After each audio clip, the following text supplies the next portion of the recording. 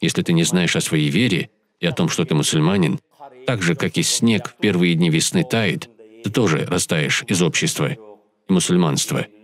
Не будет ни традиции, и сам исчезнешь. И никакой пользы. Тогда даже когда ты зарабатываешь, то, что ты строишь, не от всего этого не будет пользы.